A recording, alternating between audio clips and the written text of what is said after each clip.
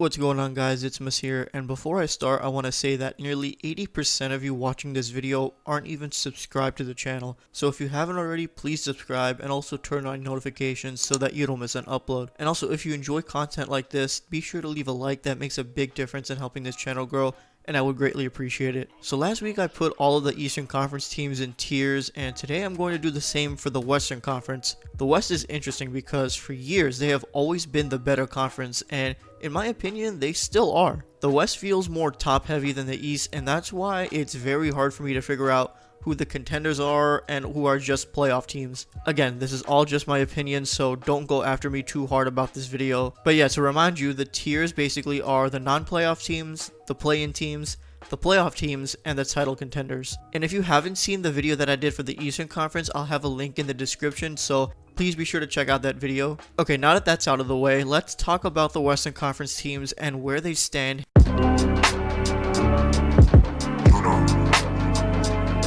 The Rockets are going to be a pretty bad team this year, but they still have guys on the team that are going to be worth watching. First off, obviously the number 2 pick Jalen Green, who is a scoring machine, and it'll be fun watching him on an NBA level. They also have Kevin Porter Jr., who I am really high on, and I think he'll be a most improved candidate next season. They also have KJ Martin, who has showed some promise, and Christian Wood, who has already taken a leap, and I think he can be even better. Oh yeah, and they still have John Wall, and he's been pretty good. But yeah, while they're not going to be competing for anything significant right now, they have a young group to build around, and hopefully in a few years they can have something special. Put aside the million picks the Thunder have over the next few years, the Thunder have a lot to be excited about, even if it doesn't show in the win column. I mean, first off, Shai Gilgeous-Alexander is amazing, and he got a well-deserved extension. He's just so young, and there's no doubt that he's going to be an all-star sooner than later. They also still have Lou Dort, and they have Pokusevski, who is very young, I think only 20, and he has already shown some upside. And then they also drafted Josh Giddey from Australia, so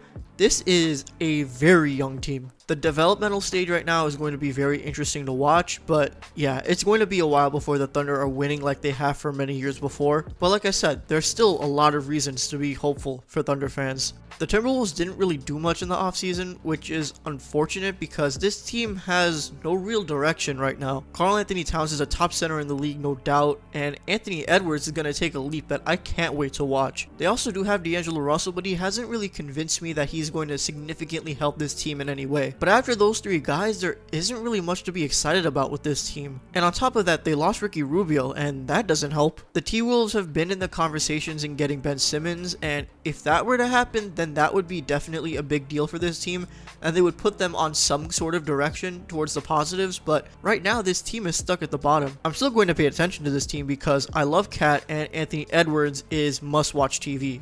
But yeah, this team is just stuck right now. I still can't believe the Pelicans decided not to re-sign Lonzo Ball, a point guard who really fit well with this team and a guy that everyone on that team loved. I mean, of course, I'm happy about it because he's on my Bulls, but for New Orleans, it doesn't really make any sense. And in return, they got back Tomas Satoransky and Garrett Temple. Like, it's just strange from their perspective. They did add Devontae Graham, who I do like, and then they also got Jonas Valanciunas, who could work well with Zion on the front court. I'm not sure about that. And as much as I like Zion and Brandon Ingram, and as well as they play, they're not going to be making any noise this year. And if this continues, it could hurt their relationship with Zion long term. We'll see how it plays out, but the Pelicans are not going to be a team worth talking about outside of Zion, and even then, it'll mostly be about Zion leaving. It sucks, but that's what happens with bad management. But at least there is Zion to be excited about, I guess.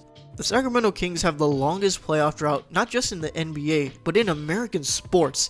It's been 15 years, and like the Timberwolves, their offseason was pretty underwhelming other than drafting Davion Mitchell, who I do like, by the way. Buddy Hield was almost traded to the Lakers, and we still don't even know if he's going to be on the team next season. They did add Tristan Thompson, who might help with their defense, but their defense last year was just so bad that I don't even think that's going to be enough to help them at all. The bright spots, however, is that De'Aaron Fox is an all-star caliber player, and Tyrese Halliburton had an incredible rookie season, and he's going to take another leap. They could be a team that maybe fights for a playoff spot if those guys are playing their best, but the West is just too stacked, and this team is just not good enough. It's unfortunate, but the Kings' playoff drought's going to continue.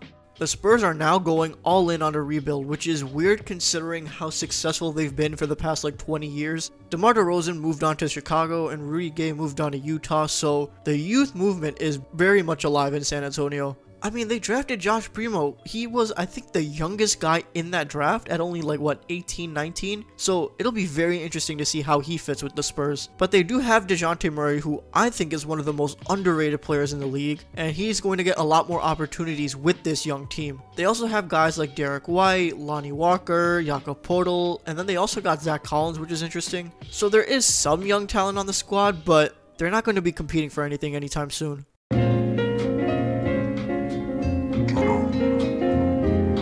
I'm very excited to see what the Grizzlies do this season because Ja Morant is one of my favorite young guys in the league right now, and this team showed in the playoffs how fun they are to watch. The trade for Eric Bledsoe and Steven Adams is a little confusing, but at the same time, they didn't really need Valanciunas now that Jaren Jackson is coming back from his injury, and I think he's going to take a big jump next year. I do like that they drafted Zaire Williams, and I think he's going to be a really good fit with this team on the wing. And then they also have Dylan Brooks, who was incredible in the playoffs, and we saw how impactful he can be. And then they also have Kyle Anderson, who is a solid frontcourt guy to go with Jaren Jackson. Ja Morant is going to be in the All-Star conversations next year, maybe even an All-Star next year, and this team is going to be fighting for a playoff spot, no doubt. I can't wait to see how this Grizzlies team looks next year because their future is very promising. The Blazers are in a pretty rough situation. Damian Lillard made it clear that while he's not going anywhere, he's not happy with this roster because it is clearly not good enough to win a title. I mean, the biggest additions they made were getting Ben McLemore, Cody Zeller, and Tony Snell. Oh yeah, and they did re-sign Norman Powell for $90 million. This team is just stuck in being a first-round exit team, and while Lillard may be staying put next year, it'll be interesting to see how his situation goes because it can change. The thing with this team is that it didn't get much better when other West teams did get better, and that leaves them fighting for a playoff spot next year. Lillard's going to do everything he can. He's going to carry like he always does, but again, this roster is just not enough. I think Lillard should just stop all the BS and just run from the grind because it's very clear he's not happy, but I guess we're going to have to wait.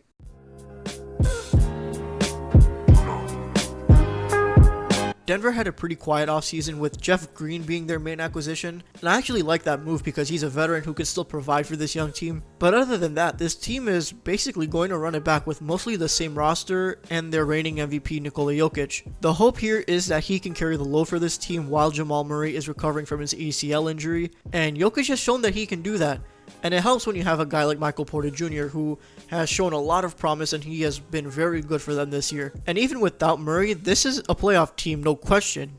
And with Murray, this team could be a contender. I just think that right now there's a little bit of uncertainty about when he's going to come back exactly, but even with that, this team is definitely a playoff team, and after that, it's all going to depend on how he comes back. I actually really like what the Warriors did this offseason. They didn't make a big splash and get another star, but I still do think that what they did is going to help them significantly. Jonathan Kuminga and Moses Moody are rookies who I think have real potential, and I'm really excited to see how they are on this team that has championship goals. Otto Porter Jr. is a solid veteran wing guy if he can stay healthy, and oh yeah, they got Andre Iguodala back. They also have James Wiseman coming back from injury, and I'm really hoping that he takes another leap because I think he has it in him. The only reason I don't have the Warriors as contenders right now is because we're not certain about how Klay Thompson is going to look when he comes back. It looks like it's going to be around Christmas time, and I'm very excited for it because it's just been so long and I missed watching him play, but after an ACL and an Achilles injury, we don't know how he's going to look. Regardless, with how amazing Steph is, this team is a playoff lock, and I cannot wait to watch them this year. What is the biggest move that the Dallas Mavericks made this offseason? Getting Reggie Bullock from the Knicks, who should help provide some shooting and some scoring load a little bit. But other than that, there isn't really much on this Mavs roster to be excited about other than Luka. The hope for them is that Porzingis is healthy, but other than that, there's not much hope with this team. Luka has been incredible so far, and he's going to continue to be, but he's the only guy worth talking about on this team. Oh yeah, and Jason Kidd is their new head coach, and he is not really that great of a coach. He's also not that great of a person, but that's a different topic. I just don't have a lot of faith in this team, but because they have Luka, I'm putting them as a playoff team because I still think they are. I just hope that they put better guys around Luka to make them a contender, but for this season at least, they're going to continue to be a first round exit team at best. We don't know when Kawhi Leonard is going to come back from his ACL injury, but That's a big reason why I don't have them as contenders right now. We just don't know when he's going to come back, and we don't know how he's going to look when that time comes. Outside of that, the Clippers did have a pretty interesting offseason. They extended Nicholas Batum and Reggie Jackson, and they traded Patrick Beverley for Justice Winslow. I have full confidence in Paul George and this team to make the playoffs with no challenge, but outside of that, it's all going to depend on Kawhi. They had a good playoff run with him missing a lot of time, so maybe they're better than I'm thinking. But right now, I'm more confident to put them as a playoff team rather than a contender. For now, the Jazz were the first seed last year, and people didn't really believe that they were going to make a big championship run, and it turns out they didn't. They were knocked off in the second round by the Clippers. But still, you cannot sleep on this team. Along with having their all-star duo, Donovan Mitchell, Rudy Gobert, who just won Defensive Player of the Year, they also re-signed Mike Conley, and they added Rudy Gay. This roster is talented, and I feel like they're going to have an edge this season after the disappointing exit last year in the playoffs. It's hard for me to put them as a contender though, given just how stacked the West is, but they're going to be a team that is going to be competitive this season for sure. And it's not impossible that they make a run. So yeah, the Jazz, in my opinion, will be a top 3 team in the West. And it'll be interesting to see what they do this season.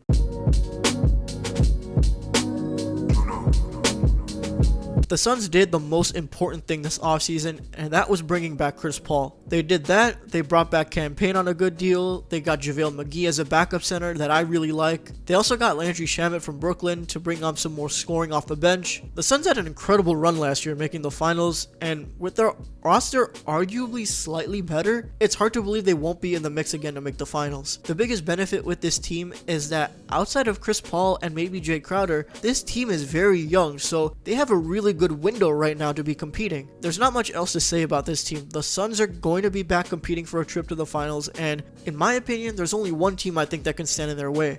You can put the AARP jokes aside, the Lakers did a really good job of essentially overhauling their roster. Of course, they traded for Russell Westbrook, and I'm very excited to see how that works with him, LeBron, and AD. They also got Carmelo Anthony and Dwight Howard on minimum deals, and apparently they're going to try to get Rajon Rondo back too if he gets bought out by Memphis, so that's going to be something to pay attention to. They also added Kendrick Nunn and Malik Monk, who are some young guys to go along with THT. But yeah, this team is basically going all in on winning a title, and it's hard for me to believe that they won't be, at the minimum, making the conference finals. I know the Nets are the favorites in the betting markets to win the title, but the Lakers are my favorites to win it all. Of course, the biggest thing with them is going to be health, but this team on paper is too good to be not at the top. One thing is for sure though, this team is going to be must-watch TV. Alright, so that basically wraps up the Western Conference. Thank you guys so much for watching this video. If you did enjoy, please be sure to leave a like and comment down below what you think about the Western Conference. Do you agree with my list or not? I'm curious to hear what you guys think. And if you haven't already, please be sure to subscribe to the channel and also turn on your notifications. Thank you guys as always for your continued support, and I will see you guys in the next one.